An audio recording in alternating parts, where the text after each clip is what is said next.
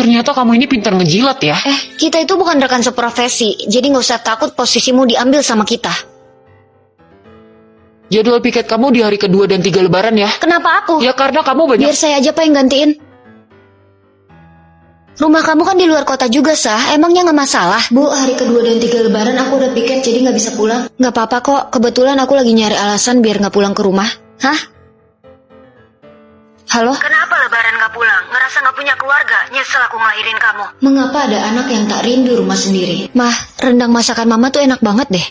Ya, karena kamu pulang aja, makanya masak yang agak mahal. Sebagian orang tua tak mengharapkan apapun selain melihatmu hidup baik-baik saja. Mending masak sendiri kan, daripada pesan online.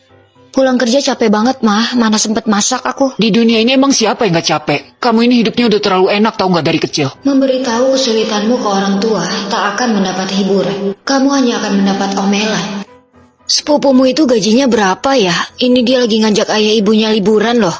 Keren banget ya. Kalau gitu kita bikin rencana liburan juga yuk. Kebanyakan uang ya kamu. Nabung gak sih kamu selama ini? Mereka peduli dengan uangmu. Udah gajimu itu, semuanya kasih aja ke mamamu biar ditabung. Benar itu, tapi tak cukup peduli dengan apa yang kamu butuhkan. Tiap kali pulang ngunci kamar, bukannya ngabisin waktu sama orang tua. Ngapain kamu, Rosah? Mah, aku itu ada kerjaan. Harus ngunci pintu ya? Buka pintunya, Rosah. Aku cuma mau diem di kamarku sebentar, kenapa sih? Kamar kamu? Rumah ini aku yang beli. Kapan kamu bisa punya uang buat beli rumah sendiri, hah? Kamu itu harus tahu diri. Pulang ke rumah, tapi tak ada ruang yang benar-benar jadi milikku. Mah, ini bukannya masih pagi ya? Ya ampun, Tuan Putri baru bangun toh. Nasibku ini kayaknya emang gak seberuntung itu deh. Udah mau lebaran, tapi gak ada yang inisiatif buat bantu-bantu. Pulang ke rumah, tapi selalu merasa tak tenang. Kerjaan tiap hari udah kayak pembantu. Sini biar aku aja yang kerjain. Kamu yang kerjain itu yang ada malah bikin repot.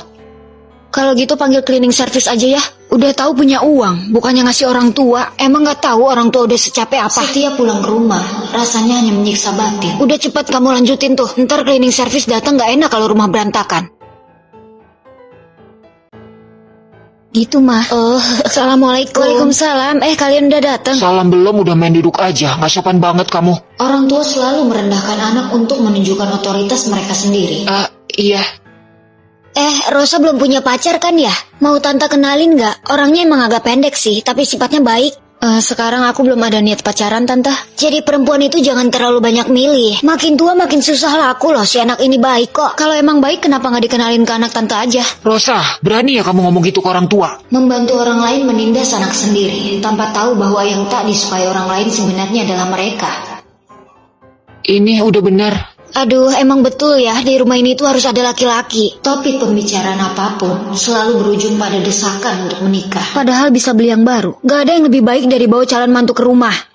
Kakak tetangga sebelah nikah nanggung utang gede. Sepupuku juga selalu ribut sama suaminya. Kalian baru bakal puas kalau aku cari yang kayak gitu. Ya kan kamu bisa cari yang lain. Lagian gak semua orang kayak gitu kok. Buktinya sepupumu yang lain bisa nyari suami bener. Bahkan mereka udah kebeli ini itu loh, ngasih tantemu banyak uang. Mah, bisa stop gak sih mah?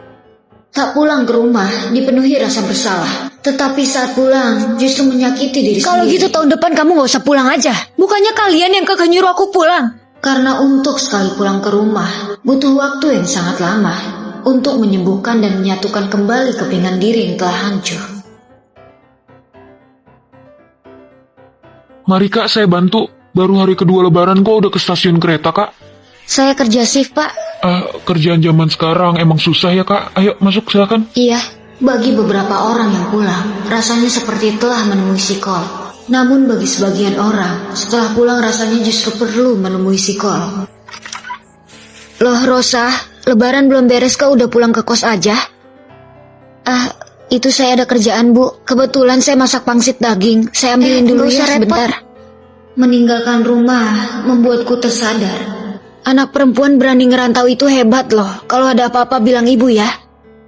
Di luar sana tidak ada badai yang berarti. Makasih ya bu.